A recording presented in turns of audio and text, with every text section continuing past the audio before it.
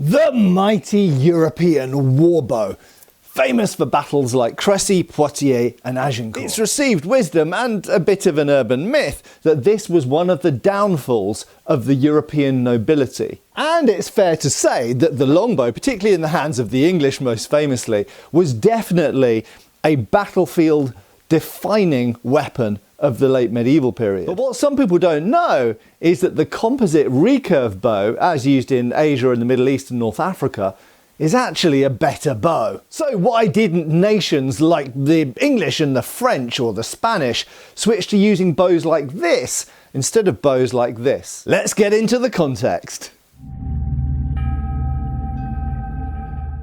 Hi folks, Matt Easton here, Schola Gladiatoria. Now first of all, let's just start by establishing the assertion that this is a better bow. Well, better by what metric? Well, fundamentally in energy efficiency. Okay, so this is a small recurved composite bow. This is a modern replica obviously of a Ottoman Turkish style bow, but recurved composite bows had actually been in use all over the world, lots of the world anyway, Europe, Asia, Asia Minor, the Middle East, North Africa, going all the way back to antiquity. Okay, and by the medieval period, there were many cultures, either with a thumb draw or a various types of Mediterranean or finger draw, using recurve bows. Now, these recurve bows are more complex machines than the simple self wooden bow, and we'll get to the wooden bows in a second. And they're more efficient in their energy output. This can be demonstrated by modern archery today. We can see that even 50, 60, 70 pound recurve bows, even made with traditional materials, which are generally horn, sinew and wood, can send arrows further than the most powerful English longbow. So what you get with one of these bows, and yes, I do love recurve bows, what you get with one of these bows is essentially a smaller, arguably lighter package. It's easier to transport, easier to store, and it's essentially more power for power in versus power out. In other words, efficiency. So it will shoot an arrow faster and further. So why on earth didn't people like the English and French switch to use them? Well, one of the first answers that people usually come up with is availability. The fact that, well, they didn't have them in places like England or France at the time, so they didn't use them because they didn't have them. But they absolutely could have done in a number of ways. I'm going to refer to a source in a second to back this up. But first of all, they could have imported them. These longbows, people often think that the English longbow was made of English wood. In fact, by the late medieval period, the best longbows were almost never made of English wood. They were usually made of Italian yew, Spanish yew, sometimes imported from what was then Prussia, or essentially now Poland. So these were often made of imported wood. So much so that Italian merchants trading in the port of London actually often had to pay a form of tax or tariff, very topical, in the form of bow staves from Italy. So these were imported. These weren't even native. So that's the first thing. They could have been imported. The second thing is there was actually a native, in other words, sort of indigenous manufacturing industry for making composite bows. So often when we talk about composite bows made of wood, horn and sinew, we think about these recurve bows as used by the Turks and the Mamluks and various other people.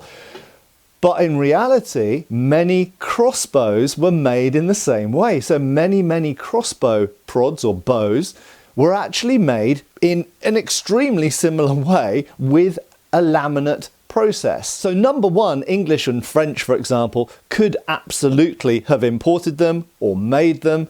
But secondly, they actually had them. Now, as evidence for this, we can look at manuscripts. There are numerous French and Flemish manuscripts, for example, even some English ones, which actually show recurve bows being used. And some people would argue that they're not all composite recurve bows being shown. That's absolutely true. There is certainly some evidence for there being reflexed simple yew or other wood, ash, elm bows being used. But certainly some of them in art must have been composite recurve bows. And of course we know that other parts of Europe, like Hungary for example, used composite recurve bows, loads of them. So, and that really wasn't that far away. Bear in mind that someone like Henry V, he gave a famous sword to the King of Hungary. So if he wanted to import bows from Hungary, he could have done. And to give a textual evidence of the fact that they did actually have these types of bows in England, we've got here, so this is a brilliant book. It's called Medieval Arms and Armour, a Source Book by Ralph Moffat. You can find that online. I highly recommend you search it up if you're interested in 14th century arms and armour. And this is a source which is stored in the National Archives in Kew in London, not that far away from me. It dates to, it's an inventory of goods owned by Roger Mortimer, the Earl of March, in Herefordshire, and it dates to 1322. So it's a massive, great long list, and it's written in Latin, but we've got a translation here as well. And it lists all sorts of things. It talks about 14 vice-band horn crossbows. It talks about 130 quarrels, 70 which are fletched with copper and 60 with wood fletchings. It goes into huge amounts of detail about the ordnance, in other words, what he kept at the castle, Wigmore Castle this was, in his armoury, essentially. And there's something listed here which I was like, what? It says, amongst the many things, it comes after 2 chapeau de fers with visors. Chapeau de fer with visor, that's interesting. Maybe another video in that. 6 helms for tourneying. Yeah, this is all regular. 6 helms, that's quite a lot actually. So these are jousting helmets.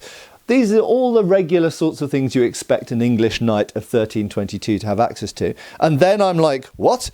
2 Saracen bows with 3 Saracen arrows.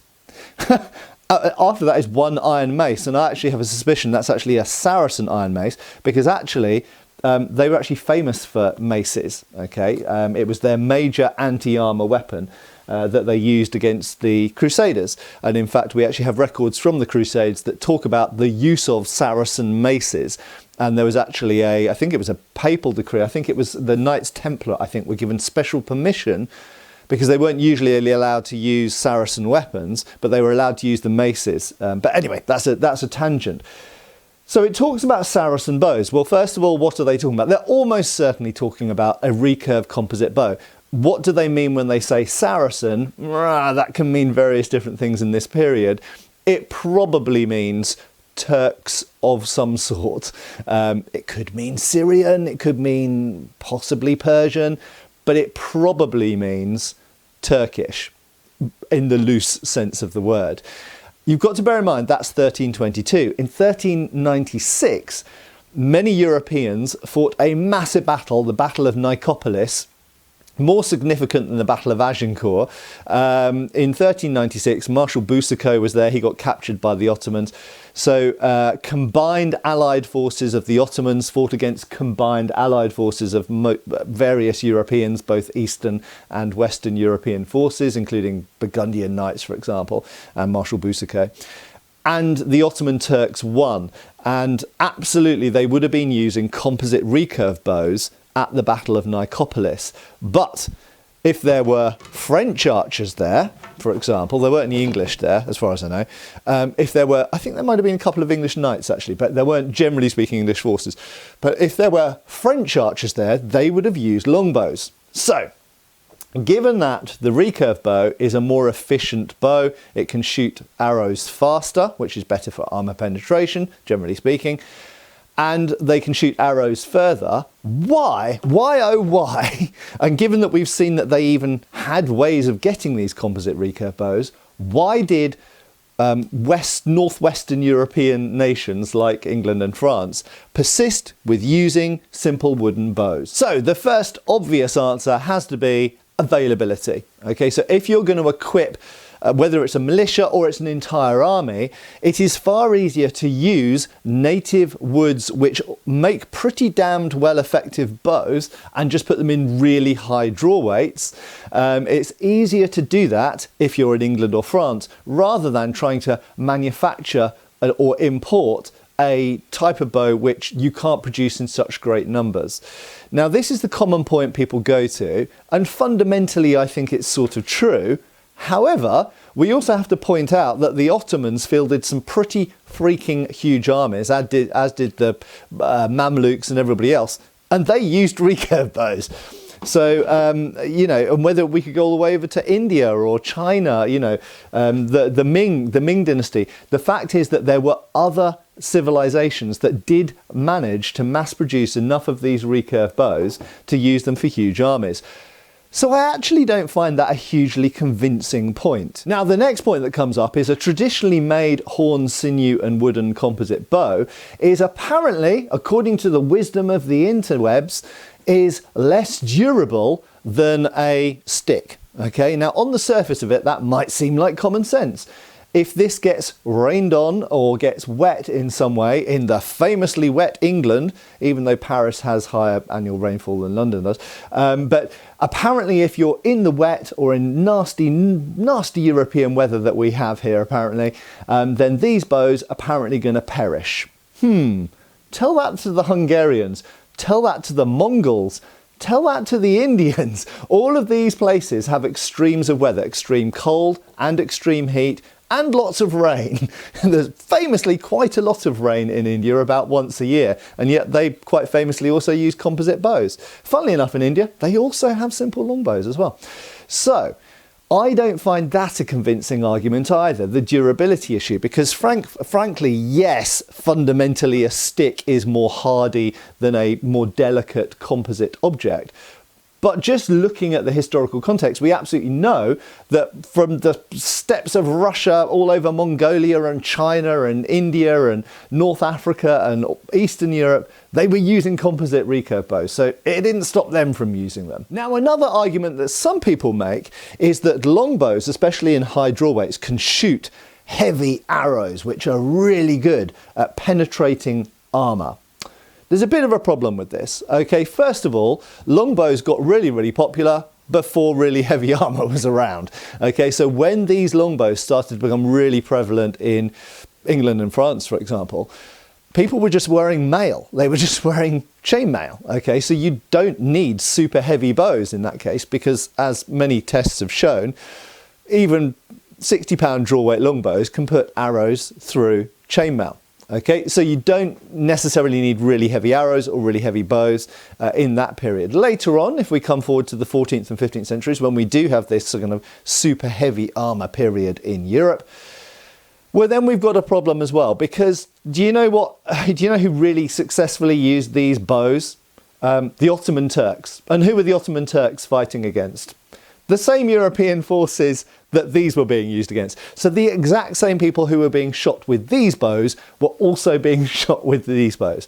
We can also, if you like, go all the way over to China. We can go to the Ming dynasty in China and we find that there are types of Chinese bow which indeed are usually longer than this Turkish bow. The Turkish bows are particularly short, but they are nevertheless composite recurve bows, and they are shooting whopping great heavy arrows with anti-armour points on them.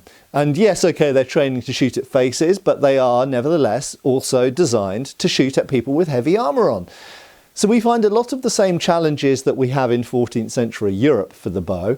You have exactly the same challenges in China, because you've got people in quite heavy levels of armour, and you've got bows and arrows adapting to counter those. So at this point you might be thinking, okay Matt, you've just debunked, or at least attempted to debunk, all of the main points why people say that these bows were more popular in England and France, for example, Northwest Europe, compared to these bows.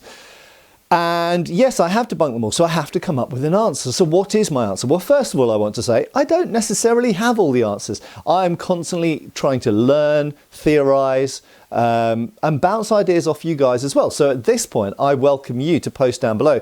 What do you think are the most important factors for why the English, the French, and let's face it, most Western Europeans preferred these simple wooden bows to these composite recurve bows? Even if on paper, scientifically, we know that these bows are better in a lot of ways compared to these bows. So, having said that I don't necessarily know the answer, I am going to give one possible answer. And it comes down to how the bows are used. So you will notice that a lot of the places where these short composite recurve bows are used, they are used from mounted positions. Okay, not always, obviously they had foot archers as well, but very often these bows are used in hit and run tactics by mounted archers, okay, by people who would ride in, they'd shoot from as far away as they could, and they'd ride off again, and then they'd move around somewhere else. And so they would harry the enemy constantly from distance. That is an entirely different use to these bows, which were almost entirely used on foot. Now, we don't categorically know they were never used on horseback. In fact, there is a little bit of evidence. People like Mike Loades have come up with some interesting examples, not all of them necessarily completely convincing, but nevertheless there's perhaps some evidence, and there's certainly artistic evidence, that longbows were sometimes used from horseback. However, by and large, it's an infantry bow, much like other long bows, like the ones used in India, were predominantly used on foot, whereas these were generally used, or were the bows chosen to be used on horseback or elephant back as well. But that aside, that means that the archers are performing a slightly different role. They're more static. Okay. Now, moreover, if we go to the 100 Years' War, where we have the best source material for these being used, there is an enormous amount of evidence, which I've talked about in previous videos, and also we've talked about in videos I've done with Toby Capwell and Will Sherman and Todd and others, for what I call flat shooting. Okay. Now, what do I mean by that? What I mean, in a nutshell, is short distance pummeling. Okay. So these bows, these composite recurve bows, are perhaps most famous, even in the modern world, for flight archery, for sending arrows a long, long way. Okay, not to say that they can't be used flat shooting at close range, of course they can. However, it does seem that because of the nature of European warfare, these longbows, they went for the super heavy draw weights, it seems, from the nature of the bows, for example, recovered from the Mary Rose, but also looking at the arrows and the arrowheads and the written sources. And it seems that predominantly they were not sending arrows long distances and raining arrows down onto people from 250 yards away, which we could improve on if we had a recurve bow. We could hit them from 500 yards away potentially. Instead, the archery is done at almost point blank, shooting flat straight into the flanks of enemy forces, very often while they're engaged in hand-to-hand combat. So the standard English tactic of the 100 Years' War seems to be to engage the opposing French or Spanish, sometimes Scottish forces on the front, and then have your archers on the flanks shooting into the sides of them to kettle them, essentially, but obviously also wound them. Also, of course, the armour is at its weakest on the sides, potentially on the back as well, and it's at its strongest straight on the front. So if you can shoot into the sides of armoured men, much better than shooting into the fronts. So that being the case, what we want is a simple bow. What we actually need is a simple bow that we can produce in large numbers, in high draw weights, and it can pour arrows in flat into the enemies. So it's not a question of that would necessarily do that better than the recurve bow. The recurve bow could still do that, but you wouldn't really gain a lot from it. There's an awful lot more resources and time and everything else into making these bows. And as we've seen in 1322, people could acquire Saracen bows. You could have imported Hungarian bows. You could have acquired the bows or made the bows because you were already making composite crossbows anyway. So we could have made these.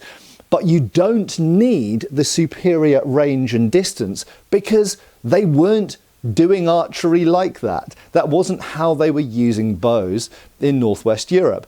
They were using them at point blank range, shooting at very short range, a heavy arrow, and for that, this does the job. And it's cheaper, quicker, and easier to make. So I suspect that this argument is going to annoy some people, because I think what people like to hear is, oh, they used X because X was better at a thing. And evolution doesn't always work like that. Things evolve to be good enough for the situation that they're required for. And the fact is that if the enemies have long range recurve bows and are shooting volleys at you from 400 yards away, you have to have bows that you can respond with in kind. Otherwise, you just stand there and do nothing. You have to come up with different tactics. But if your enemies aren't doing that, if that's not how they fight, You don't need that weapon. So my argument would be that the English didn't need this type of bow. By the time, ironically, that they started to encounter people who did use these recurve bows more regularly, they had guns. So you had a different answer to the problem. But in the late medieval and early Renaissance periods, the people that the English and French were fighting were largely the English and the French, and the Scottish and the Irish and the Spanish. But this sort of Northwest European sphere. And if you're coming up against opponents who primarily got crossbows and heavy armour and other longbows, you don't need a recurve bow. You don't need to outrange them. And to overcome the armour, what you want to be doing is flat shooting at very, very close range. And this will do that perfectly well. You don't need the recurve bow. So what do you reckon, folks? Am I massively wide of the mark, or have I hit the target exactly in the bullseye? I don't know. I honestly don't know. This is conjecture. I just do think that the standard responses and answers for why the English and the French and people like us used these and didn't use these, they don't really hold water. They don't make sense. We have to come at this from a different point of view, a more holistic point of view, and look at warfare as a whole and realise that arms and armour develop to fight specific enemies. And very often, when a military force gets completely screwed, it's because they come up against a force that they've never had to deal with that before. Look at the Mongols. Why were the Mongols so successful when they came into Europe and swept everything before them, like with no easy explanation why?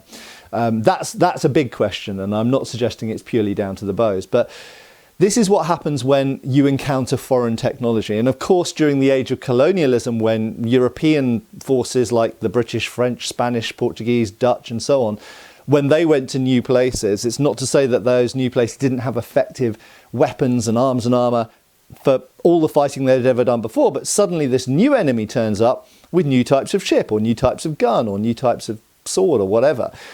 And then you're kind of screwed until you've managed to catch up with that new problem. And I think that's what we see here. I think the recurve bows operated fantastically for how they were used, but the longbows operated fantastically for how they were used.